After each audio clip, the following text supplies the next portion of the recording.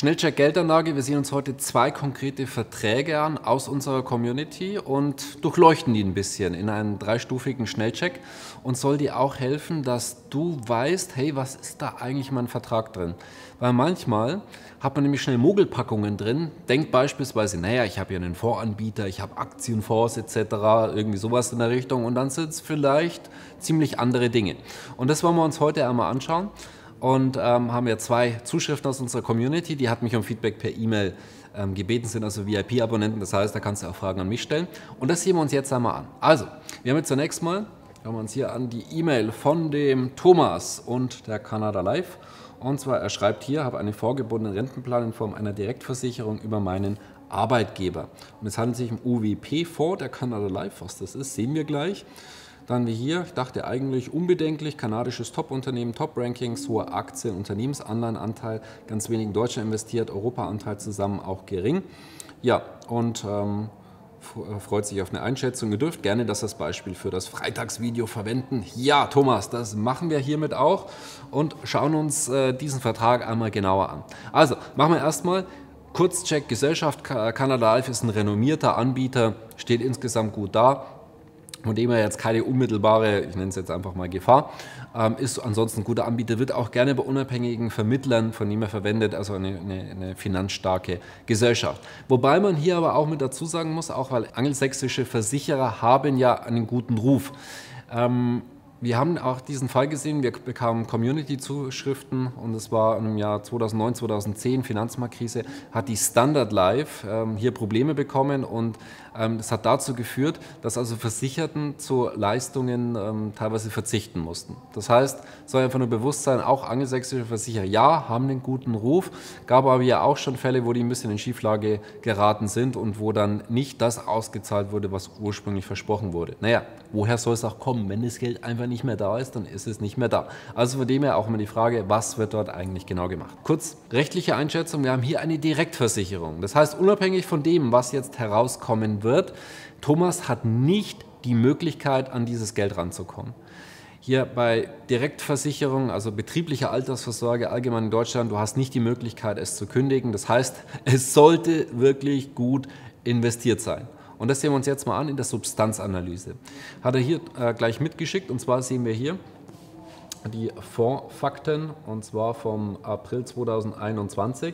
Sinne von der Wertentwicklung, das ist jetzt für mich persönlich weniger relevant, denn mich persönlich, und das sollte auch dich interessieren, vor allem, und das haben wir hier jetzt nämlich in diesem zweiten Bereich Fondsportfolio, was ist eigentlich konkret drin? Und hier sehen wir 45% Aktien, wir sehen hier Anleihen, andere und Geldmarkt. Und das heißt, überwiegend ist nicht in Aktien investiert, sondern vor allem in Anleihen und Geldmarkt ist auch festverzinslich bei anderen. Wir sehen es hier nicht, es könnten auch Immobilien beispielsweise sein. Also auf jeden Fall mit Geldmarktpapieren, was auch festverzinslich ist, sind wir also wir bei knapp der Hälfte in festverzinslichen Wertpapieren. Und ich persönlich würde das im aktuellen Umfeld nicht machen. Also ich spreche immer von dem, du kennst ja auch unseren Ausdruck, du bist selbst dein bester Berater, sondern ich sage immer das, wonach ich handeln oder wonach ich gehen würde, auch in dieser Situation. Mir persönlich würde das überhaupt nicht schmecken. Das heißt, festverzinslich, Inflation wird letztendlich daran nagen und diese ist bereits höher, als wir festverzinslich bekommen, denn der Zinssatz ist im Prinzip mehr oder weniger gleich bei Null. Das heißt, die Verluste sind bereits garantiert. In dieser Art und Weise ist es nämlich wirklich noch eine garantierte Geldanlage. Die Verluste sind bereits garantiert. Und wenn es den Euro nicht mehr gibt, also jetzt müsste man dann hier die genauere Struktur anschauen, das ist jetzt nicht alles hier im Euro, aber wenn es den Euro einmal nicht mehr geben sollte, ja, dann ist das natürlich auch etwas ungünstig. Ich formuliere es einmal vorsichtig für diesen festverzinslichen Anteil. Der Rest, aber knapp die Hälfte, ist immerhin in Aktien, also in wirklichen Substanz- und Sachwerten mit dabei. Also jetzt die Frage, reicht das für dich aus? Und das ist für dich dann eine Entscheidungsgrundlage, dass du weißt, hey, ich habe jetzt so knapp die Hälfte festverzinslich, die Hälfte in Aktien. Was mache ich jetzt mit dieser Information? Weil du entscheiden musst, okay, ja, was macht man jetzt damit? Wir haben rechtlich gesehen, kündigen können wir es nicht. Wir könnten aber hier beitragsfrei stellen, wir könnten jedenfalls auch einen anderen Anbieter wählen. Wir sollten uns aber dann auch bewusst sein, die haben natürlich neue Gebühren. Die fallen vor allem die ersten Jahre an. Das heißt hier Rahmenverträge bei Unternehmen sind hier interessanter, weil da häufig die Gebühren deutlich geringer sind. Weil wenn es wie bei Einzelverträgen, wo man einfach bei einem x-beliebigen Versicherungsvermittler ist, dann sind diese Gebühren in der Regel relativ hoch. Das heißt, überlege wirklich, passt es auch zu dir, gerade wenn du dir sehr, sehr unsicher beispielsweise bist, ob du bei diesen Arbeitgebern noch länger bleiben möchtest. Na, vielleicht gibt es den auch nicht mehr, vielleicht macht dir der Job eh keinen Spaß und vielleicht innerlich schon gekündigt, dann solltest du erst recht keinen neuen Vertrag abschließen, weil da die Gebühren am Anfang sehr, sehr stark durchschlagen und dann den Vertrag insgesamt immer niedrig halten und dann niedrige Verzinsung, der hohe festverzinsliche Anteil tut dann sein Übriges. Ja, also von dem her hängt von mehreren Faktoren ab. In dem Fall, da wir eine betriebliche Förderung haben, durch Steuervorteile, Sozialversicherung etc., kann man hier auf jeden Fall noch mit dazu sagen, hey, also ich sage jetzt mal ganz vereinfacht, ne, wenn es von 100 Euro Bruttobeitrag fehlen letztendlich 50 Euro. Ganz vereinfacht, wenn man jetzt mal so im Durchschnitt sieht. Also das heißt, man hat einen sehr, sehr hohen Förderanteil. Dass jetzt hier die Hälfte ein festverzinstiger Anteil drin ist, ist von dem her verschmerzbar. Also natürlich keine ideale Situation. Das Ideale ist, wenn man hier beispielsweise in dem Fall einen gut aufgestellten deutschen Versicherer hat, die dann auch einfach freie Möglichkeit haben, also günstig insgesamt aufgestellt und wo man dann frei in tolle Fonds auswählen kann. Das wäre so eigentlich das Optimum hier, weil hier hat man keine Möglichkeit. Also von dem her ein lachendes Auge, ein weinendes Auge, nicht optimal, aber es ist zumindest jetzt auch kein absoluter Beinbruch. Ja, schauen wir uns die zweite Situation an, und zwar hier die Andrea. Die hat nämlich einen Riester-Vertrag und zwar bei der DWS. Das ist ein renommierter Anbieter. Wir gehen ja gleich auf die Gesellschaft ein und rechtliche Aspekte. Und ja, Andrea hat hier geschrieben, und jetzt zu den Zahlen, Daten, Fakten. Hier Riester. Thorsten, ich bin dir sehr dankbar, dass du drüber schaust. Und da auch mal hier, hat sie auch noch geschrieben, hier. Ich fand es so schön, dass du gesagt hast, dass es auch für dich am Anfang nicht einfach war und du eine Weile gebraucht hast, ehe es durchgesickert ist. Da hatte ich mal bei einem Live-Termin auch mit dazu gesagt, hey, ein Meister ist nicht irgendwie am nächsten Tag vom Himmel gefallen, das braucht alles so ein bisschen seine Zeit. Und deswegen ist auch gut und wichtig, dass du solche Sachen trainierst, dass du unsere wöchentlichen Tippvideos anschaust, also gerne unseren YouTube-Kanal abonnieren, trag dir auch gerne hier unterhalb von dem Video ein, damit du keinen unserer Tippvideos verpasst.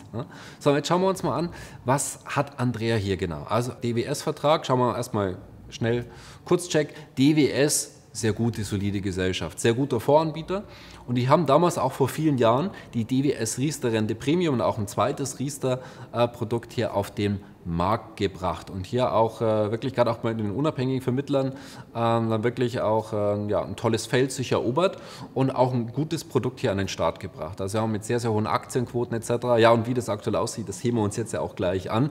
Ja, und das ist auch so etwas das Problem und schauen wir uns nämlich einmal den rechtlichen Bereich an. Denn Riester sieht eine Sache vor und zwar es muss eine Beitragsgarantie gestellt sein, auch für Voranbieter. Im Übrigen, also wenn wir über Anbieter von Riester, die voll in Festverzinsliche hineingehen, die schauen wir uns grundsätzlich so schon einmal nicht an. Würde ich nicht machen. Eine Kapitallebensversicherung beispielsweise, Bausparvertrag, bist du voll im festverzinslichen Bereich. Dazu habe ich gerade eben auch einiges gesagt. Aber naja, es gibt ja auch Voranbieter bei Riester. Man hat diese Wahl. Na, die meisten sind zwar im festverzinslichen Bereich, das sind sie schon mal keine guten Verträge. Also das gebe ich jetzt einfach mal so weiter, würde ich persönlich nicht weiterführen. Das soll auch jeder für sich selber entscheiden. Es ist wichtig, dass du dich informierst, dass du eine Entscheidungsgrundlage hast. Und jetzt schauen wir uns mal die Voranbieter hier an. Und in dem Fall haben wir ein Beispiel hier von der DWS. Ja, denn bei Riester, wir haben eine Beitragsgarantie. So, und was machen die Gesellschaften und auch die Voranbieter dann? Naja, die sagen, okay, wir machen einen Teil festverzinslich und einen Teil dann eben in Aktien. So, das Blöde ist jetzt nur, da die festverzinslichen Papiere im Prinzip keine Verzinsung mehr abwerfen, ja, gehen die sehr, sehr hoch und die Aktienquote ist viel niedriger als beispielsweise noch bei Anbietern vor 5 oder vor 10 Jahren. Und jetzt schauen wir uns mal an, wie das aktuell hier bei diesem Vertrag und der DWS aussieht.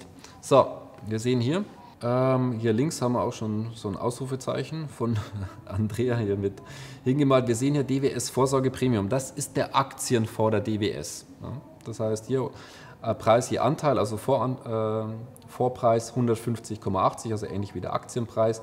Anteile 0,95, Wert 143 Euro sind dort investiert, 0,9% am Gesamtvermögen. Dann DWS Vorsorge Rentenfonds, 10 Jahre, 214 mal 51 Anteile, 11.118, 71%. Und dann haben wir hier 4.357, also 27,9% Rentenfonds der Dauer 15 Jahre. Das heißt, über 99% von diesem Vertrag sind festverzinslich. Das ist nicht so besonders gut im aktuellen Umfeld. Also das heißt hier, dass man nach Inflation im Minus sein wird, das ist bereits absehbar. Wir haben hier die Förderung, ja, das ist noch der Vorteil. Nichtsdestotrotz, wir sehen hier, die eigentliche Geldanlage wirft im Prinzip überhaupt keine Rendite ab. Ja, was du damit diese Information machst, das musst du selber entscheiden. Auf jeden Fall entscheiden kannst du hier nichts, weil du kannst nicht auswählen, okay, ich möchte jetzt gerne eine Aktienquote haben von 50% oder noch besser 75% oder gar 100%. Die DWS wird es nicht machen, weil sie nämlich das Risiko haben, dass am Schluss nicht genug Geld übrig bleibt von der Beitragsgarantie und dass sie es selber dazu steuern müssten. Ist grundsätzlich verständlich, dass sie es nicht machen, ja, ist aber auch kein wirklicher Trost, weil derjenige, der es ausbaden muss, ist in dem Fall die Andrea, weil die Geldanlage keine wirkliche Rendite mehr bringt und das ist, ja, etwas ungünstig. Ich formuliere es mal etwas vorsichtig. Ich kann nur sagen, was ich machen würde, wenn ich Besitzer von diesem Vertrag wäre, ich würde diesen kündigen. Ich würde das in Kauf nehmen. Ja, leider müssen dann die Steuervorteile zurückgezahlt werden, die man vielleicht schon über 10 Jahre erhalten hat, je nachdem, wie lange dieser Vertrag läuft. Die Zulagen, die auch auf dem Vertrag sind, müssen ebenfalls zurückbezahlt werden. Und das, was übrig bleibt, ist vermutlich ein ganz guter Verlust. Aber ich persönlich würde sagen, lieber ein Ende mit Schrecken als ein Schrecken ohne Ende, weil dieser Vertrag ist bereits absehbar, dass er nicht wirklich etwas bringen kann und wird. Ausnahmefall hier Barista und deswegen auch immer natürlich individuell die Situation anschauen. Es gibt manchmal Verträge, wo man beispielsweise, wo nur 60 € einbezahlt werden müssen und dann gehen wirklich sehr, sehr viele Zulagen von den ganzen Kids mit dazu. Das ist natürlich eine andere Geschichte, weil da hat man wirklich extrem niedrigen Beitrag, aber sehr, sehr viele Zulagen. Dann finde ich, ist es in Ordnung.